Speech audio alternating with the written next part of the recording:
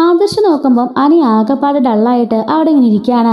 ഈ സമയത്ത് ആദർശ് ചോദിക്കുകയാണ്, എന്താ അനി ഇത്, കല്യാണക്കുറി വരെ അടിച്ചു തുടങ്ങി, ഇപ്പോഴും നീ മൂഡ് ഓഫ് ആയിട്ട് ഇരിക്കുകയാണോ? നീ തന്നെയല്ലേ അനാമികയെ സെലക്ട് ചെയ്തത്, പിന്നെ ഇപ്പം നിനക്ക് കല്യാണമൊക്കെ വേണമെന്ന് പറഞ്ഞാൽ എന്താ ചെയ്യാമെന്ന് ചോദിക്കുന്നുണ്ട്. അനി പറയാണ്, ഏട്ടാ കല്യാണം ഇപ്പോൾ വേണമെന്ന് ആരോടെങ്കിലും ഞാൻ പറഞ്ഞോ? അനാമികൻ ഇഷ്ടമാണെന്ന് നിങ്ങളുടെ ആരോടെങ്കിലും ഞാൻ പറഞ്ഞിട്ടുണ്ടോ എന്ന് ചോദിക്കുമ്പോൾ, എടാ നീയല്ലേ അവളെ ഇങ്ങോട്ട് കൊണ്ടുവന്നത്, നിന്റെ ബിഹേവിയർ കണ്ടപ്പോഴും ഞാൻ കാണാൻ തോന്നി എന്ന് പറയുന്നുണ്ട്. എൻ്റെ കവിതകളെ സ്നേഹിക്കുന്ന ആരാധിക്കുന്ന ഒരു ആരാധികയുണ്ടെന്ന് അറിഞ്ഞപ്പോൾ എനിക്കൊരു സന്തോഷം ഉണ്ടായി, അവളെ കണ്ടപ്പോൾ ഒരു അഫെക്ഷൻ ഉണ്ടായെന്നുള്ളത് ശരിയാണ്. പക്ഷേ ഞാൻ മനസ്സുകൊണ്ട് ഒരിക്കൽ പോലും അനാമികനെ അങ്ങനെ ചിന്തിച്ചിട്ടില്ല. എൻ്റെ ഭാര്യ എന്ന് പറയുമ്പോൾ എനിക്ക് കുറേ സങ്കല്പങ്ങളൊക്കെ ഇല്ലേ ഏട്ടാ, അതൊന്നുമില്ലാതെ എല്ലാവരും കൂടി പെട്ടെന്ന് എന്നെ ഒരു കുഴിയിലേക്ക് തള്ളിവിടാൻ ശ്രമിക്കുകയാണെന്നൊക്കെ പറയുമ്പോൾ ആദർശ് പറയാണ്, അങ്ങനെയൊന്നുമില്ല, അനാമിക നല്ല കുട്ടിയാ, അവളുടെ കുടുംബവും നല്ല കുടുംബം തന്നെയാ, ഒറ്റ മോളല്ലേ, കൊഞ്ചിച്ച് വഷളാക്കിയതായ ചെറിയ പ്രശ്നങ്ങളൊക്കെ കാണും, അതൊക്കെ നീ അഡ്ജസ്റ്റ് ചെയ്താൽ മതി, എന്തായാലും നിന്റെ ഏട്ടത്തിമാരെക്കാട്ടിലൊക്കെ നല്ലതായിരിക്കും എന്ന് പറയുമ്പോൾ ആദർശേട്ടൻ പറഞ്ഞതിൽ ഒരു കാര്യമില്ല, എന്നെ നയനേട്ടത്തിയെ പോലെ ഒരിക്കലും അല്ല അനാമിക എന്ന് പറയുന്നുണ്ട്. പിന്നെ നിന്റെ മനസ്സിലുള്ളത് ആരാന്ന് ഞാൻ ചോദിക്കുന്നില്ല, എന്തായാലും അവളെ മര്യാദയ്ക്ക് മനസ്സിൽ നിന്ന് കളഞ്ഞോ, നിനക്കതായിരിക്കും നല്ലതെന്ന് ആദർശ് പറയുമ്പോൾ, കണ്ടോ ഇതാ ഞാൻ പറഞ്ഞത്, എൻ്റെ ഭാഗം കേൾക്കാനും എൻ്റെ മനസ്സ് കാണാനും ആരുമില്ല, ആ പെൺകുട്ടിയെ എനിക്ക് ഭയങ്കര ഇഷ്ടമാണ്, പക്ഷേ ഒരിക്കലും ഞങ്ങളുടെ കല്യാണം നടക്കാൻ പോകുന്നില്ലെന്നും എനിക്കറിയാം, എൻ്റെ മനസ്സിൽ നിന്ന് അവളെ പറിച്ചിട്ട് എനിക്ക് സാധിക്കുന്നില്ല ആദർശേട്ടാന്ന് പറയുന്നുണ്ട്. സാധിച്ചേ പറ്റുള്ളൂ മോനെ, കാരണം മുത്തശ്ശൻ്റെ അവസ്ഥ നിനക്കറിയാലോ, നമ്മുടെ മുത്തശ്ശനാ പോയിട്ട് അവർക്ക് വാക്ക് കൊടുത്തത് ഈ കല്യാണം നടത്തിക്കോളാന്ന് പറഞ്ഞിട്ട്, പക്ഷെങ്കിൽ അന്നേ നിനക്കൊരു വാക്ക് പറയായിരുന്നു ഈ കല്യാണം ഇഷ്ടമില്ലാന്ന്, എങ്കിൽ പിന്നെ അന്ന് തന്നെ ഈ പ്രശ്നമൊന്നും ഇല്ലാതെ അതങ്ങ് മാറിപ്പോയേനെ. പക്ഷെ മുത്തശ്ശൻ പോയിട്ട് ഇന്ന തീയതിക്ക് കല്യാണം നടക്കുമെന്ന് അവർക്ക് വാക്കും കൊടുത്തതിന് ശേഷം ഇങ്ങനെയൊക്കെ പറഞ്ഞാൽ എവിടുത്തെ ന്യായമാണ് എന്ന് ചോദിക്കുന്നുണ്ട്. അന്ന് എനിക്ക് ആരോടും ഒന്നും പറയാൻ സാധിച്ചില്ല, എല്ലാവരും പെട്ടെന്ന് തീരുമാനിച്ച് പെട്ടെന്ന് പോകാലായിരുന്നോ, ഈ സമയത്ത് ഞാൻ ആരോട് എന്ത് പറയാൻ ആദർശിട്ടാന്ന് ചോദിക്കുന്നുണ്ട്. അതൊന്നും പറഞ്ഞിട്ട് യാതൊരു കാര്യമില്ല, നീ തന്നെ വരുത്തി വെച്ചതല്ലേ, അതുകൊണ്ട് മിണ്ടാതെ കല്യാണത്തിന് സമ്മതിച്ചു എന്ന് പറയുന്നുണ്ട്. വീണ്ടും അവനോട് ടെൻഷൻ അടിച്ചിങ്ങനെ ഇരിക്കുന്നുണ്ട്. അപ്പോൾ ആദർശ് ഇങ്ങനെ സ്റ്റെയർ കയറി പോകുമ്പോഴെല്ലാം തന്നെ അവനിങ്ങനെ നോക്കിക്കൊണ്ടാണ് പോകുന്നത്. അങ്ങനെ അവൻ മുറി പോയെന്നിട്ട് ആലോചിക്കുകയാണ്, അവൻ്റെ മനസ്സിലുള്ള ആ പെൺകുട്ടി ആരായിരിക്കും, അവനെ കല്യാണം ഒരിക്കലും നടക്കില്ല എന്ന് പറയുന്നുണ്ട്. അത്രമാത്രം ആ ഒരു പെൺകുട്ടി ആരാ, അവൻ്റെ മനസ്സിനെ ഇത്രമാത്രം കീഴ്പ്പെടുത്തിയത് ആരായിരിക്കും? ഇന്നേ വരെ ഒരു പ്രണയത്തിനെ കുറിച്ചോ മറ്റൊന്നും അവൻ ഇങ്ങനെ സംസാരിച്ചിട്ടേ ഇല്ല. കളിച്ച് ചിരിച്ച് നടന്നുകൊണ്ടെന്ന് ചെറുക്കനാ പെട്ടെന്നല്ലേ അവൻ ഓഫായി പോയത് എന്നൊക്കെ ഇങ്ങനെ മനസ്സിലാലോചിക്കുന്നുണ്ട്. അപ്പോഴേക്കും നയൻ അങ്ങോട്ടേക്ക് കയറി വരുന്നുണ്ട്. നയനോട് ആദർശ് ചോദിക്കുകയാണ്, അനിയുടെ മനസ്സിലുള്ള ആ പെൺകുട്ടി ആരാണെന്ന് എന്നോട് പറഞ്ഞെന്ന് ചോദിക്കുമ്പോഴേക്കും നയന പറയുന്നുണ്ട്, അവൻ എന്നോട് പറഞ്ഞു ഞാൻ ആ പെൺകുട്ടി ആരാണെന്ന് പറഞ്ഞാൽ ആ കല്യാണം നടത്തി തരുമോ എന്നോട് ചോദിച്ചു. ഞാൻ പറഞ്ഞു പറ്റില്ല, അങ്ങനെയാണെങ്കിൽ നീ പെൺകുട്ടിയുടെ പേര് എന്നോട് പറയാൻ വേണ്ടെന്ന് പറഞ്ഞു. അപ്പോഴേക്കും അതുകൊണ്ട് അവനോട് പറഞ്ഞില്ല എന്ന് പറയുന്നുണ്ട്. ആദർശ് പറയാണ്, അനിയോട് ഞാനിപ്പോൾ ചോദിച്ചിട്ട് അവൻ പറഞ്ഞില്ല, ഒരിക്കലും കല്യാണം നടക്കില്ലെന്ന് മാത്രമേ പറഞ്ഞുള്ളൂ, അതുകൊണ്ടാണ് നിന്നോട് ചോദിച്ചതെന്ന് പറയുന്നുണ്ട്.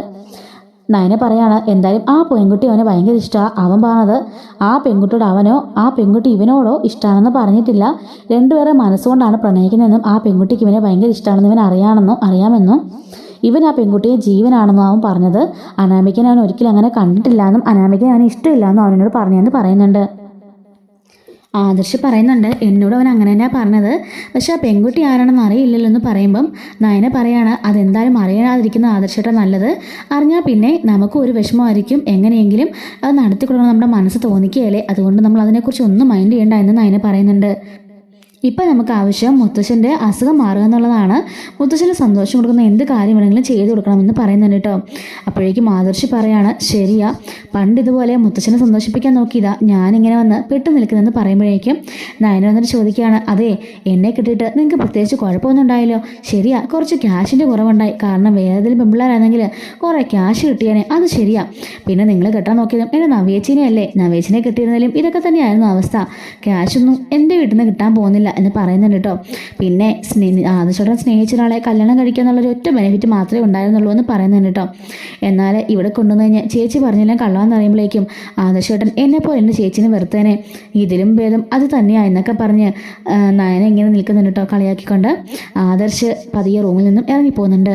അങ്ങനെ ആനിയുടെ മുറിയിൽ പോയി നോക്കുകയാണ് എന്നോട് കാണുന്നുള്ളത്. അപ്പോൾ ആനി പതിയെ കിടന്ന് ഉറങ്ങുമായിരിക്കും. അവൻ്റെ ഡോറൊന്നും ലോക്ക് ചെയ്തിട്ടില്ല. പതിയെ ആദർശ് ഡോറ് തുറന്ന് അവൻ്റെ അടുത്തേക്ക് ചെല്ലുന്നുണ്ട്.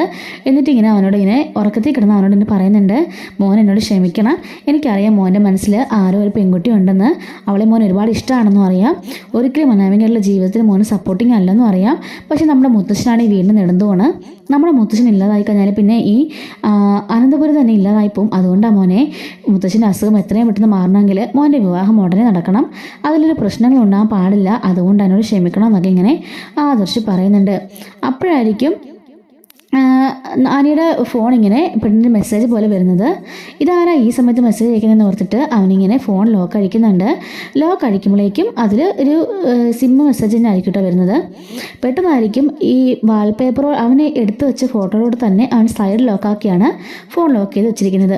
അങ്ങനെ ആ ലോക്ക് അടിക്കുമ്പോഴേക്കും അവനത് കണ്ട് ഞെട്ടിപ്പോകുന്നുണ്ട്. കാരണം നന്ദുവിൻ്റെ ഫോട്ടോസാണ് അവൻ നോക്കിക്കൊണ്ടിരുന്നത്. അവൻ അങ്ങനെ നീക്കി നോക്കുമ്പം അവൻ്റെ ഗാലറിയിൽ മുഴുവനും നന്ദുവായിട്ടുള്ള ഫോട്ടോസാണ് കേട്ടോ. അങ്ങനെ നന്ദുവിനെ പലതവണ വിളിച്ചിരിക്കുന്നതും അവൾ കോള് കട്ടാക്കിയത് എന്നൊക്കെ കാണിക്കുന്നുണ്ട്. അങ്ങനെ വാട്സപ്പ് ചാറ്റിൽ നോക്കുമ്പോഴേക്കും നന്ദു അവനോട് സംസാരിച്ചിട്ടില്ല. എന്താ നന്ദു നിൻ്റെ വിഷമത്തിൻ്റെ കാരണം എന്താണെന്നൊക്കെ പറഞ്ഞുകൊണ്ട് രണ്ടുപേരും അങ്ങോട്ടും ഇങ്ങോട്ട് ചോദിച്ചിട്ടുണ്ട്. എനിക്ക് കുഴപ്പമൊന്നുമില്ല നന്ദുവും പറയുന്നുണ്ട്. അങ്ങനെ പരസ്പരം അവർ തമ്മിൽ ഇഷ്ടത്തിലാണെന്നുള്ളൊരു കാര്യം ഒരു സൂചന ആദർശന് ലഭിക്കുന്നുണ്ട്. അങ്ങനെ ആദർശ് അവൻ്റെ ഫോണ് വീണ്ടും തുറന്നു നോക്കുമ്പോഴേക്കും ഇവള് ഈ നന്ദുവായിട്ടുള്ള ഒരുപാട് ഫോട്ടോസ് ഇവൻ്റെ കയ്യിൽ കാണുന്നുണ്ട് കേട്ടോ. അതുപോലെ തന്നെ ഇവിടെ തലകാണിയുടെ കീഴായിട്ടും എന്തോ ഒന്നിങ്ങനെ ആദർശ് കാണുകയാണ്. അതിങ്ങനെ എടുത്ത് നോക്കുമ്പോഴേക്കും അതും നന്ദുവിൻ്റെ ഫോട്ടോ തന്നെ ആയിരിക്കും. അപ്പോഴേക്കും ആദർശ് ഒന്ന് ഞെട്ടിപ്പോകുന്നുണ്ട്. അങ്ങനെ അവൻ്റെ ടേബിളിൽ അവനൊരു കവിത പോലെ ഒരു പേപ്പറിൽ ഇങ്ങനെ എഴുതി വെച്ചിട്ടുണ്ടായിരിക്കും. അതെന്താണെന്ന് ആദർശ് വായിച്ച് നോക്കുമ്പോഴേക്കും നന്ദുവിനെ കുറിച്ച് ഇങ്ങനെ പുകഴ്ത്തിയും അവളോടുള്ള പ്രണയത്തെക്കുറിച്ചൊക്കെ എഴുതിയിരിക്കുന്ന ഒരു കവിതയായിരിക്കും.